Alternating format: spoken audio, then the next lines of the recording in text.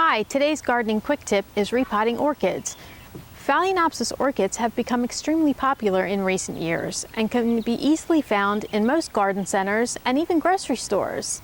They are easy to take care of and bloom for months at a time.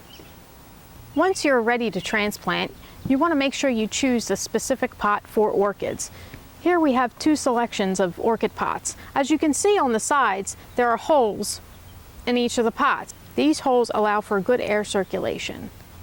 This orchid is growing in a 4-inch pot, so I have selected a 6-inch pot. This will give ample room for the orchid to grow into without crowding, overcrowding, or being too large. If you choose a pot that is too large, you run the risk of rotting the roots. Now that you've selected a pot, you want to choose the right potting medium for your orchid. Orchids like a specific potting mix. They don't like traditional potting soil. They prefer something with large chunks of bark, which provides excellent drainage and airflow. You want to make sure you put something over the hole so nothing scoots out. We don't want to lose any potting medium. Now we're going to fill the pot. First, I like to fill the container about halfway. Then I will remove the orchid from its traditional grower's pot. Any root that is in the root ball should remain in the pot. You want to just make sure that you remove any decaying or old bark. Continue to trim any roots that don't look viable. And now you want to place your orchid gently into its new home. You also want to make sure that your new existing air roots remain exposed. These roots are important to the orchid. They like to be exposed to the air.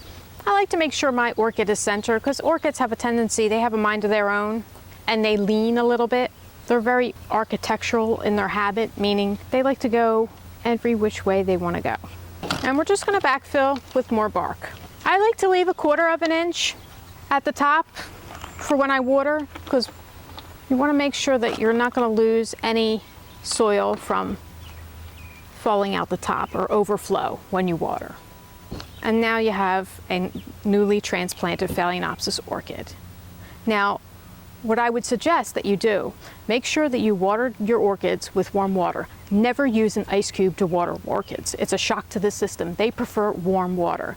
Also, in the summertime when your orchid is done blooming, you want to make sure that you put it outside for the summer. Loves the humidity and it needs a temperature fluctuation. For more information, head to gardensonthego.com.